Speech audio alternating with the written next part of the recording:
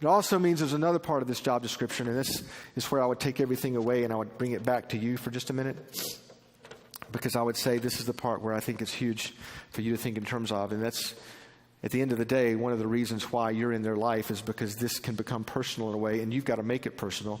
You have this opportunity to be on the front row with kids, and they're going to be watching your life. And I don't say that to put pressure on you, because you're not perfect.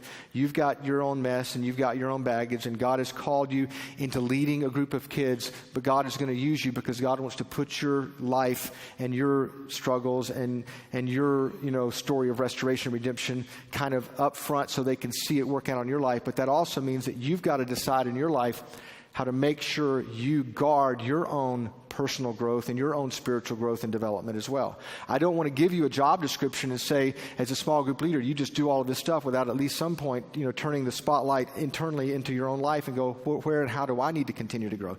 So there's some practical applications with that we'll talk about. 2 or 3 things here. Number 1, live in community.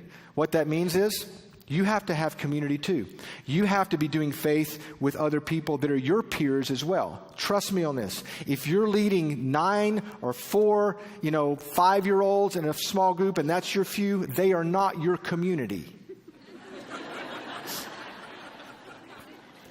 You still need community. You need other adults in your life who can lean into you where you can dump your baggage in a different way. You don't need to dump all of your baggage into the life of a 6th grade or 7th grade group. They can't handle it. So you need to model what you say you're trying to do with them. And that's why I would say to every person, I would ask the question, where's your community? Where's the few you're doing life with and faith with? And what does that look like for you? You have to live in community. You have to set priorities. This is a great opportunity for them to look into your personal life and see how you prioritize, because some of these kids may not have role models that are keeping their priorities straight. This is why as a husband or as a wife leading a small group, they can see your marriage, or why as a parent leading your children, they can see the priority you make your children. There's just some practical sense things here. I mean, for example, there are times where your priorities may compete with your commitment to your few. And that's okay, because it's a way to demonstrate to them your priorities. There should never be a moment where you have this conversation with your 7th, 9th grade boys. Well, guys, I wanted to go to a movie with you tonight, even though it was my anniversary, because I felt like I really wanted to hang out with you guys instead of my wife. No. That sends the wrong signal.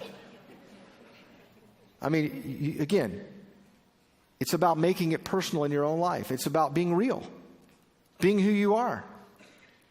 Can I give you some really good news? I'll give you some really, really good news. You don't have to be cool to lead teenagers. The reason that's good news is because I've met some of you and you're not.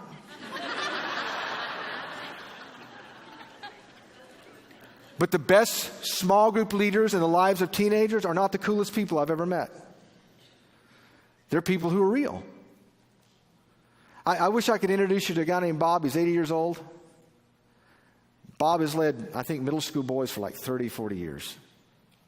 We gave him an Orange Award at Orange Conference a few years ago because we wanted Bob to know that he is the goal. Someone who, trust me, I've seen the way he dresses. There's nothing cool about him.